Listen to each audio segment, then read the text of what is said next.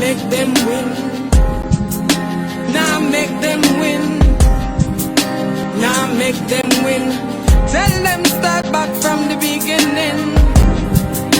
Now make them win. Leo Gilling from leogilling.com and Jamaicans.com. This evening we're streaming live on Jamaicans.com and on leogilling.com, and we're bringing some awareness to domestic abuse, sexual abuse, and we have some lovely ladies in our presence who have given us the authority to talk a little bit about their experiences, their journey, the issues, and where they are in their lives, and how their journey has impacted their lives up to this point. But before we start the conversation about everybody, I'd like for us to go around and introduce ourselves. Tell me if you can just introduce yourself and say, I'm a survivor. My name is such and such, I'm a survivor. All right? Let's start with Professor Rosalie Hamilton, the kingpin of this evening's exercise. Queenpin. Queenpin. That's exactly right. There you go. Alright, so I'm Rosalie Hamilton, and I'm Project Director of the Fi Mi Jamaica Project. I'm also Vice President here at the University of Jamaica. Okay, I'm Leo Ferguson. I'm a forensic social worker, and I'm also a social service expert at the Fi Mi Jamaica Project. Yeah. I'm Julie Mansfield, and I'm a thriver. They tried to stop me, but they couldn't. My name is Larissa Roan. I'm also a thriver, piggybacking off Julie. And Spain. Suzanne Lissette Davis, Dr. Sue, and I'm a thriver. And I'm Keisha Firm, artist and survivor. My name is Camilla, and I'm a survivor. Wow, thank you. I just feel this evening that we're going to have a wonderful, exciting, deep conversation among these ladies. But before we get started, I just want Professor Rosalie Hamilton to tell us a little bit about, what she's been doing and how this project impacts what she's been doing. All right, so feelings buried alive never die. Very powerful words. These are the words introduced to our project by Mrs. Ferguson, our expert. She kept reminding us as we go through all the interventions, and it really sums up what we've been trying to do, because we had to not just bring awareness but grapple with the long-term implications of this problem as it manifested itself throughout the project. Right. In fact, in one case, in the case of Keisha, we're training persons who are emerging artists to become artists and to be able to enter the global stage and perform at the highest level. But they're lurking underneath are women who have had these issues. And Keisha's not alone with their other issues. So that everywhere we went in the project, we saw that women were carrying these burdens. We've been doing entrepreneurship training as part of the strategy to help to empower women and help women to cope. But even there, with respect to how they run their businesses, we've had to inject perspectives that deals with the fact that some of these women have been abused. And so, in summary, our projects have been, with respect to these issues, have been twofold. One, we've been bringing awareness. So we've been doing a lot of presentations to our schools, in many ways using a play, for example, Living Dangerously. We've been talking about that on your show, right? Yes. All in an attempt to bring awareness to this problem. But we've done more than that. We have, certainly in Montego Bay, in St. James, we've taken survivors who've been abused in many different ways in the context of the particular problems in Montego Bay, scanning and so on. These women have not been able to report. They've actually had to internalize a lot of what has been happening. And so they've suppressed a lot. So we've worked with them for 1 year, and this is where we've interacted with Larissa and others to help us to engage them in a very productive way. So we've been doing two things, healing and empowerment. And part of the healing is going back. We've done journals, We've used narrative therapy. We've done a number of techniques which ladies can speak to, all in an effort to unearth and grapple with and deal with these issues. So we recognize that there are long-term implications of sexual abuse, and we don't talk enough about it, and we felt that this teaming up with you and this conversation can give the audience a better understanding of the problem, how to recognize and spot it, and certainly for women who are listening, if they can relate to these issues in terms of their long-term manifestation, we want to give them some guidance, certainly from your own experience and from the professional assistance that needs. Well, you know, I am so happy to be here actually, because as a man who grew up in Jamaica, I had no clue. You know, you see things happen around you, but you know, as a boy, you just take it for granted that this is just normal stuff. You know, people. I found out very recently that there has to be a way to bring these things from under the carpet. It's been sitting under the carpet for a long time, and just by becoming more knowledgeable, I become more heartful about it, and hurt sometimes when I hear the stories, because I've sat in my chair and listened to women tell me about the things that they've been through. It really hurts. So I am very happy to have this opportunity to create this opportunity for us to talk openly.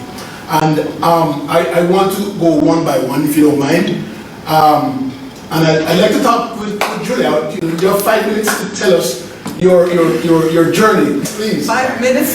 It's not long enough, but you know, we have a short time. First of all, kudos for you being a guy standing up for women, because most of the abuse is happening to women. Yes, it's happening to boys, but it's happening disproportionately to women. So providing this forum and taking a stance against it, I applaud you, first and foremost.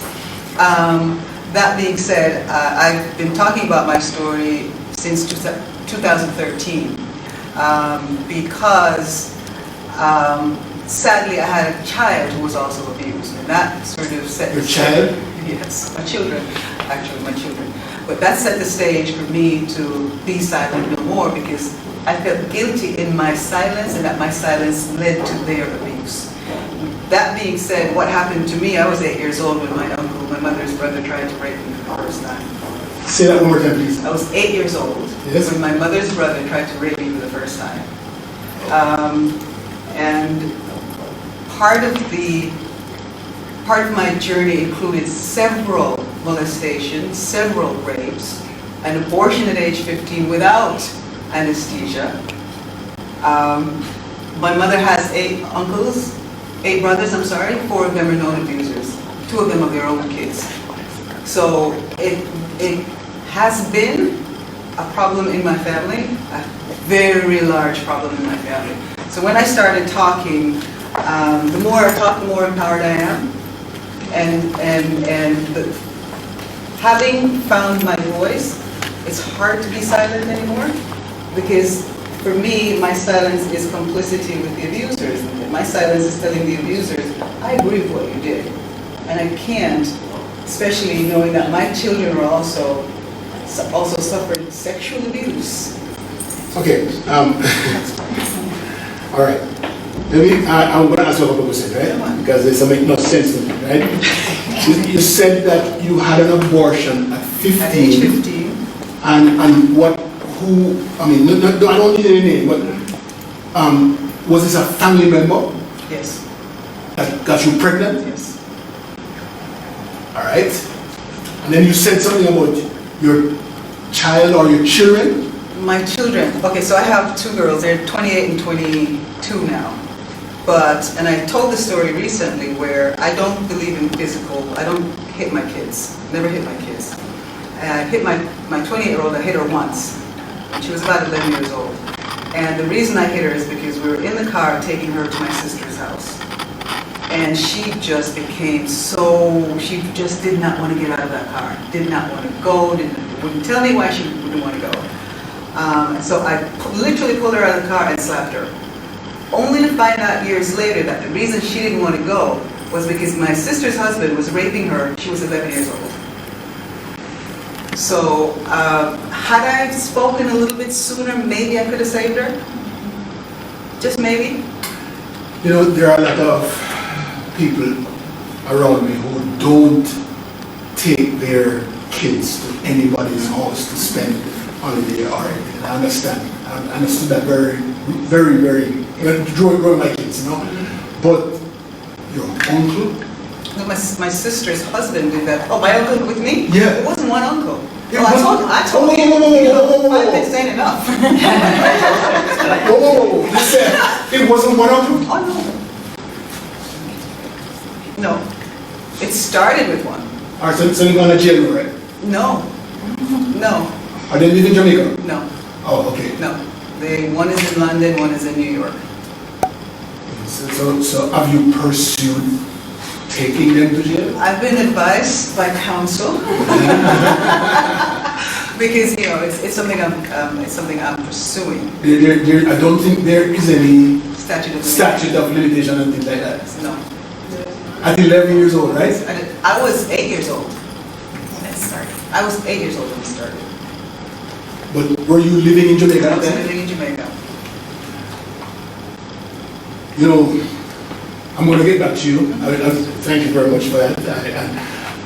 If you want to ask her any questions, ladies and gentlemen, please shoot the questions onto the Facebook Jamaicans.com, and I'll certainly take those questions or those comments. Let's go to Keisha. Keisha Firm. Keisha, let me hear your journey. Well, my journey was a little bit different in the sense that... You speak up, can you please? Yes. This was when I was about 12.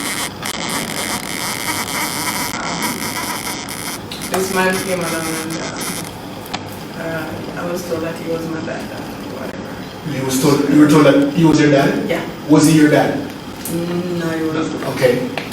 But until I actually met Prof and we went through the whole story of what happened, it became an understanding of somewhat human trafficking or something like that, because I was given to him by family without any question, without any DNA to say whether he's related to me or not. Something was kind of weird the way he used to talk to me and just touch me and whatever. There was another person in the house, another female, which was about 2 years older than me, and it was the same situation with her where he was dating her.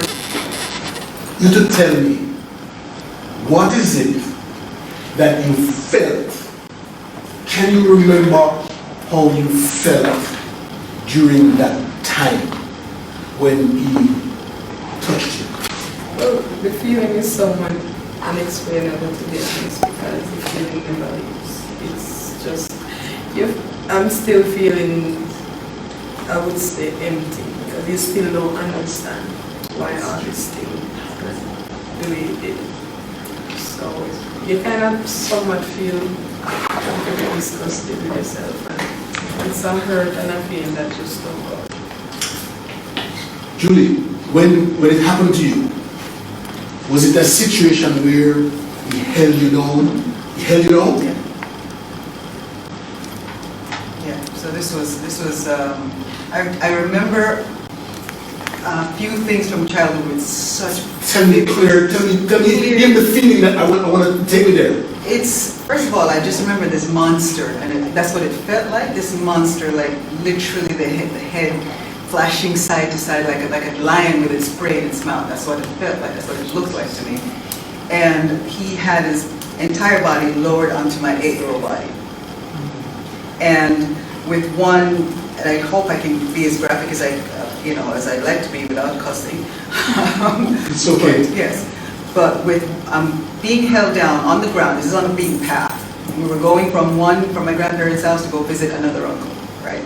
So I'm being held down, and I just remember the frothing at the mouth and one hand literally holding me down while the other hand tried to, in almost a fluid moment, try to yank my panties down while lifting my dress up. I was 8 years old, and I couldn't really understand what was going on. but I just remember feeling so terrified. So, and even before he did what he did, there's a feeling of dread. You don't know where it's coming from. And I'm thinking, Jesus Christ, I could, and again, I didn't know what was going to happen. I just knew something was going to happen. And that was the first time? That was the first time. And, like, you know, the feeling of dirty, disgusting,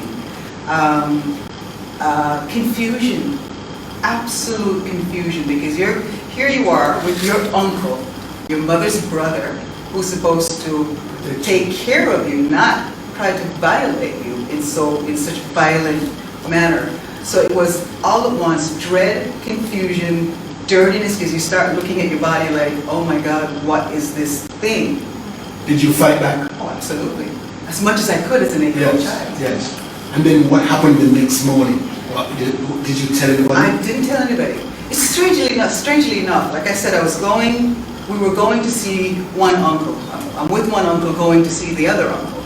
The other uncle is literally walking up, right? So he literally came up on the scene of the crime. And in that moment, I lied to one uncle to protect the other, and I don't know why I did. I don't know why I did, because when he asked me why I was crying, I said, Nick was stinging me. And it wasn't questioned any further. It didn't ask why my dress was dirty and torn up and all that stuff. So it was just literally instinctive. I don't know why.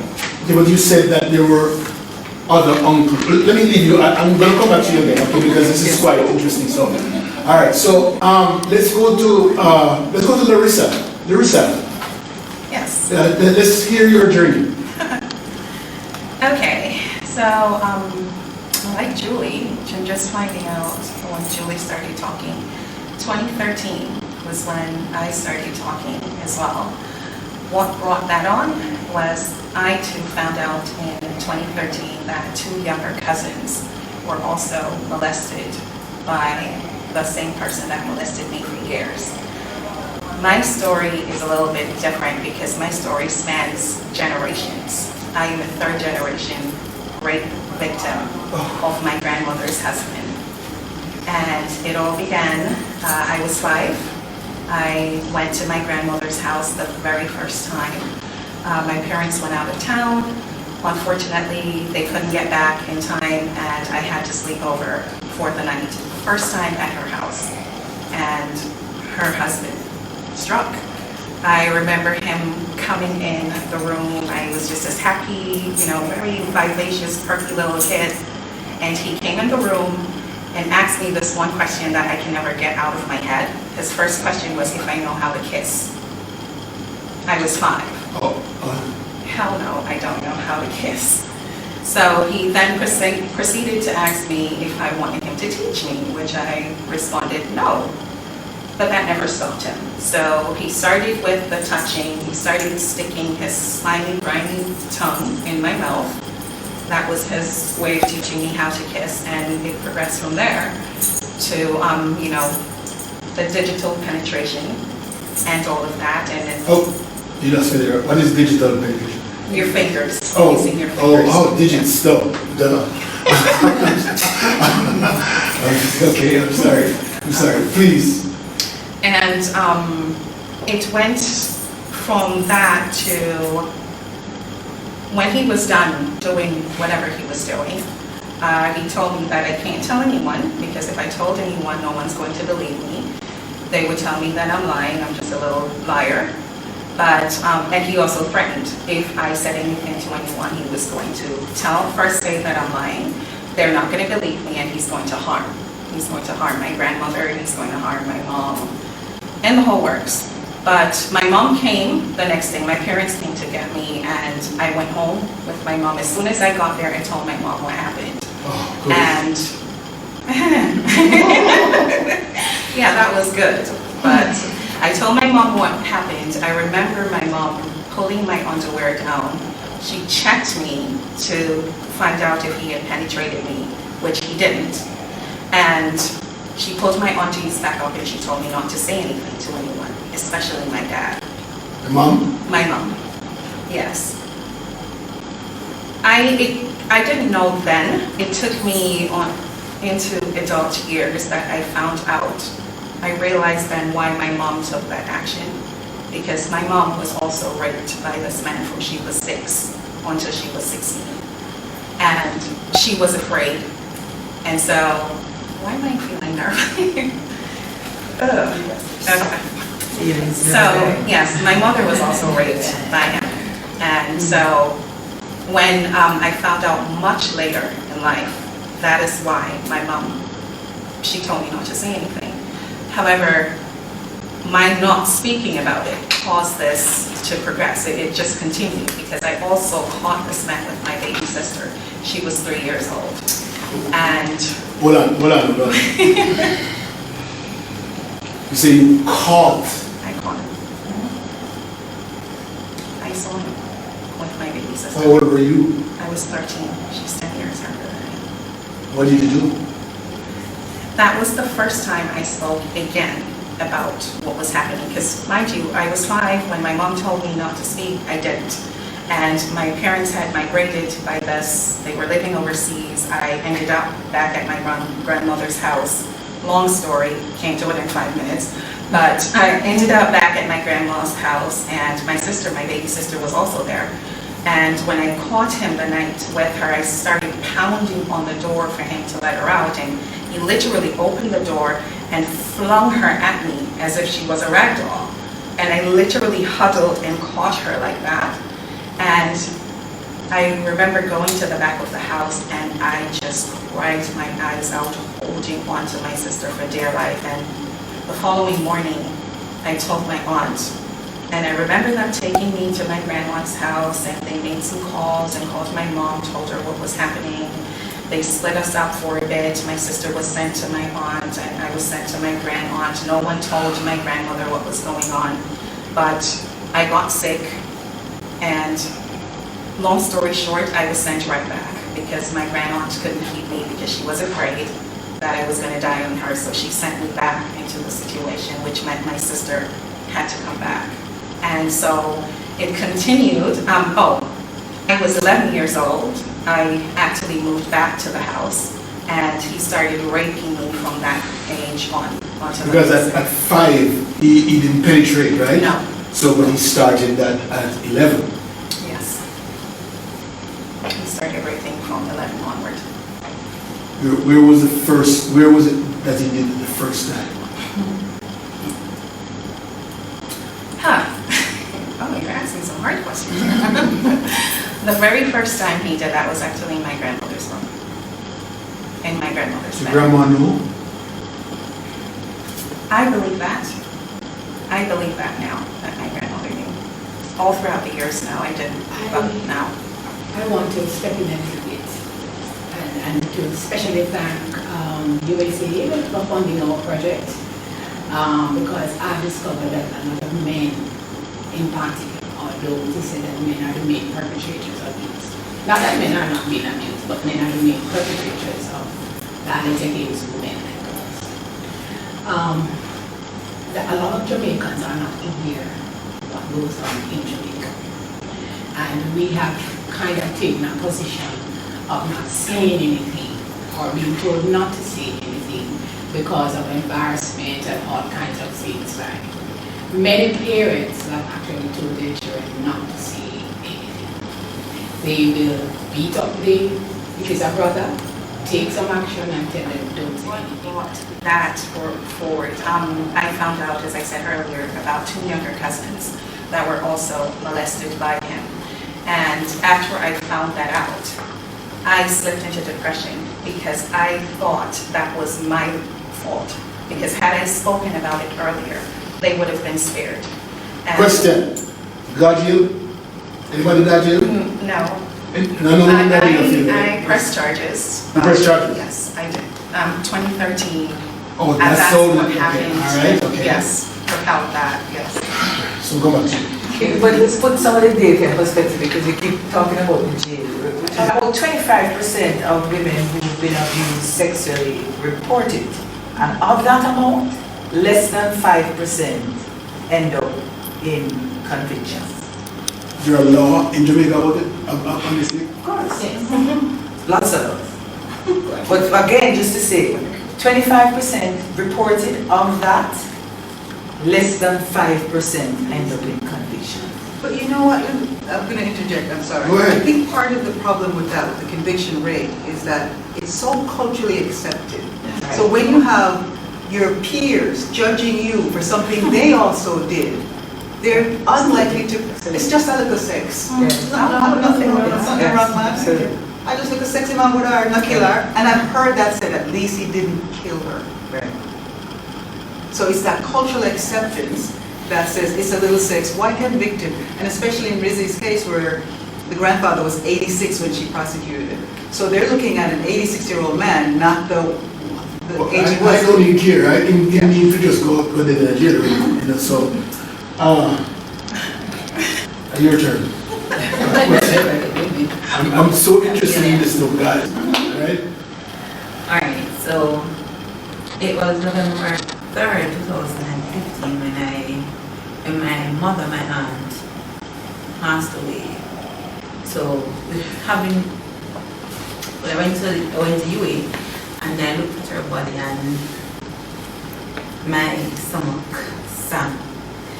On my way back to St. Anne, the reality kicked me that I know I have to go back to my hell, the place where everything happened.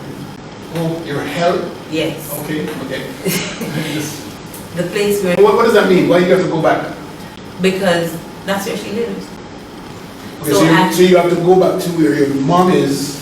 Yes. Okay, all right. Because that's where they would have a funeral. So I have to go back to the community. I have to help my grandmother to sort things out. So now I have to see the face of the people that hurt me. It came back to me. I was 21 when I went back to the community just to visit my mother because she had cancer. And I was living in St. Anne. And one of the perpetrators, he said to me, I brought something down to the house to give to his mother, and she wasn't there. So on my way back up, I met him. And he said to me, "What? I said, I'm good. You look good, Doma. Thank you very much." And he said, "You remember the fun time that we used to have?" And I'm standing there looking at him like, "Fun times?" I said, "Yeah, kind of fun times. I used to touch you and..." No, this brought back a memory of anxiety towards him. And I just stood there and he touched me on my vagina. Yes, and I was 21. He touched me on my vagina and said, "You don't remember?" And I walked away. And I went in my yard. You got punched right? I wanted to so badly. And I started chopping the goody tree because I just could not express how angry I was. I wanted to shout, I wanted to ask why. I just could not express. So then I started remembering things that when my aunt died. I used to go down by his house, and when I went to his house to stay, because I live in a country, you know, single parent, but her husband was abroad. So I stay with the neighbors when she's not at home. So I go down to the neighbor, and that young man, he started touching me inappropriately. And I was about 4 or 5 years old. And in that household, we had about 3 males, and all 3 of them touched me inappropriately. Okay. When you say touch you inappropriately, you need to explain to me what that means.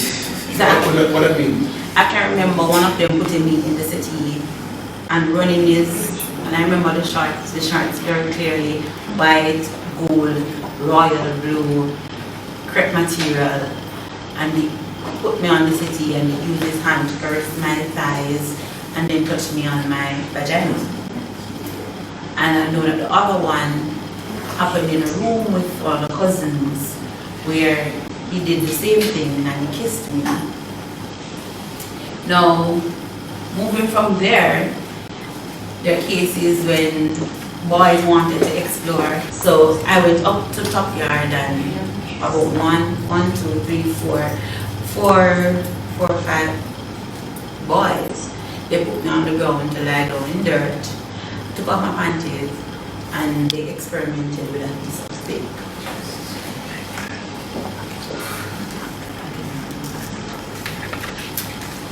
Now, I can I remember clearly, I was young, but I don't remember what age, I don't remember what happened, where my mother, she found spots of blood on my underwear. And I got a half whooping for that. I got some beating for that. So your mom thought that you... I don't know, I just remember she asking me, where did the blood come from? I couldn't answer. I don't remember everything, but I didn't answer, I couldn't answer. I'm gonna get something. Right? At about age 8, thereabout, and this is where I can remember because what I did, I actually put it in a file in my head and stored it away. That's what I did. Yes, so I thought. Right? And I remember at age 8, I went to my cousin's house to stay after school. While at my cousin's house, her nephew, which would be my cousin, he raped me. How old was he? He was about maybe 15, 16, thereabout. He raped me. At that time you were about? 8. The following night, he raped me again. And it continued. Until, I don't remember at what age, but one day he said to me, I love you. And of course, that I love you was comforting. Because even though my father lived maybe 10 minutes away from us, I did not really have a relationship with my father. So I don't know what it felt like to have a man in the house. I don't know what it felt like to have a man loving me the real way. So him telling me that he loved me was kind of a comfort for me. And that's when I stopped resisting. I just started giving it to him freely. But not only that, not only was I molested by males, I was also molested by females. Okay. Yes. What does that mean? Okay. So that cousin, his sister, one day I was around the back of the yard and she came and she stuck her tongue in my mouth. And how old was she? She was older than I am and she's older than him. So, and she had left high school at that point in time. So she stuck her tongue in my throat and she started feeling up my breast and touching me on my vagina and told me to touch her. It happened again in my own house, in my living room, right there on the red settee, where the neighbors, they were staying with me, 2 of the girls, that's my aunts, and she started cursing my legs. And I was confused, although I had an encounter with one female before. I was a bit confused, but faced with molestation for almost as long as I could remember. So I just froze, and every time it would happen, I would freeze up. She shifted her underwear and told me to touch it, and I touched it. And the first time I'm going to say it, but I'm going to say it anyway because it needs to be said. And she asked me to kiss her there. And I did. Felt weird. And then she touched me until I guess somebody was coming and she had to stop. Why did you do it? Were you feel compelled to do it? Was it because you're in somebody else's home? Why did you do it? Well, really, I was in my home, but so I'd say to people, I was cultured into having sex. What does that mean? So thinking that from I was a child, I've been facing molestation. So to me it is, if somebody approaches me, my body shuts down, literally shuts down. So I don't resist whatever you tell me to do, I do. Because one, I don't want to be raped. So in my head, giving in would be my consent. I got you. I fully understand. For the listener, yes. right, because we're listening to different stories, right? Yeah. The end result is the same. You know what I mean? And we need to sort of move away from the idea that unless you're penetrated, you're not affected it's not just the penetration that affects you, it's the whole act. You don't need to be penetrated to be sexually abused. Oh no, we know that. I know that fully. Sue, why are you here? Now make them win. Tell them start back from the beginning. Now make them win. Now make them win. Now make them win. Tired of being a victim.